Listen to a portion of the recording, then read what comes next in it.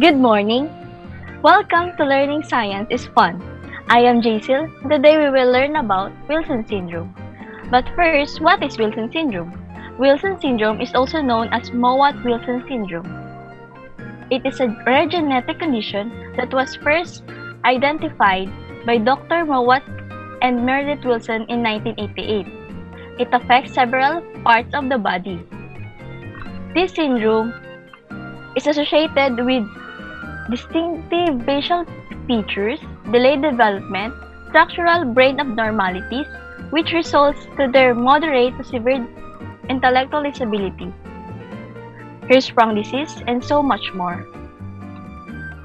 This is a rare genetic condition in which approximately one individual among 60,000 people has this syndrome. It is often difficult to diagnose this genetic disorder because of its rarity.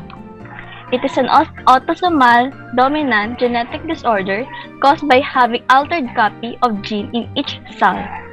SEB2, also known as ZFH-X1b or SIP1 gene in chromosome 2 is affected in Wilson syndrome patients, which causes damage and incorrect production of cells for the formation of organs and tissues of an individual. SEB2 protein is a vital protein because it attaches to specific human DNA and helps provide support and control in the activity of a particular gene.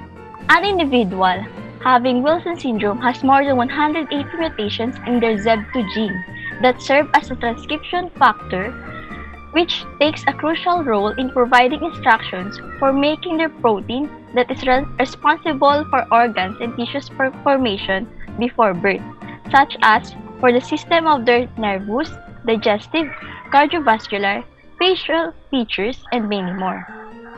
Losing one working copy of SEB2 gene in the long arm of chromosome 2 at Q22 in each cell or mutation within the gene produces non-functional SEB2 protein due to its abnormally short structure that disrupts the normal development of an individual's various tissues and organ system.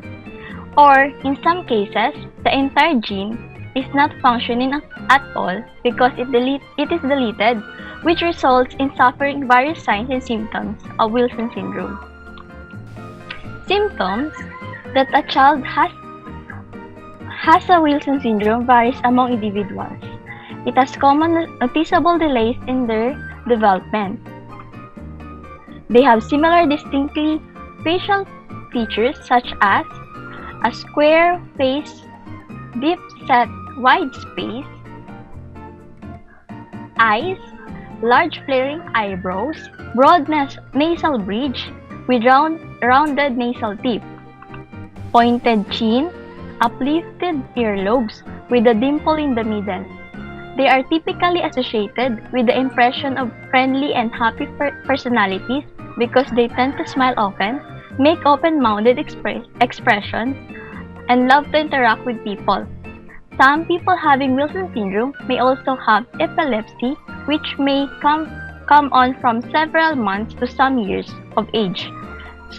Short stature, heart disease, differences in their genitalia, enlargement of the colon, and chronic constipation due to having hair-sprung disease. The life expectancy of affected individuals depends on their associated medical problems. Each person is suffering from different symptoms and needs an assessment. People with Wilson syndrome actively respond to positivity and engagement. Some communicate non-verbally and use adaptive technology. It is suggested that caregivers have active management plans that provide guidelines on handling different situations and provide awareness and clues to look out for and protocols for their children's unique needs affected by this genetic disorder.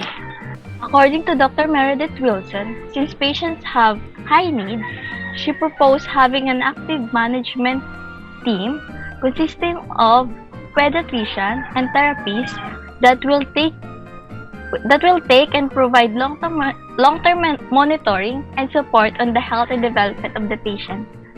Interacting with Wilson syndrome patients does not differ from treating with and playing with children without the syndrome. They are just like any other kid who loves to play and do what they love.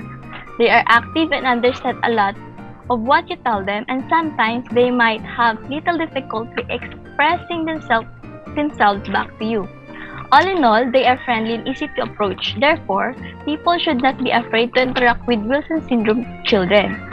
These are the references that I use for today's topic. I hope that you enjoy and learn something about it. To learn more about genetics, check out our website at bsedsciencepup.com because learning science is fun. Again, I am J. Sylvia Moore. Thank you for watching. Bye!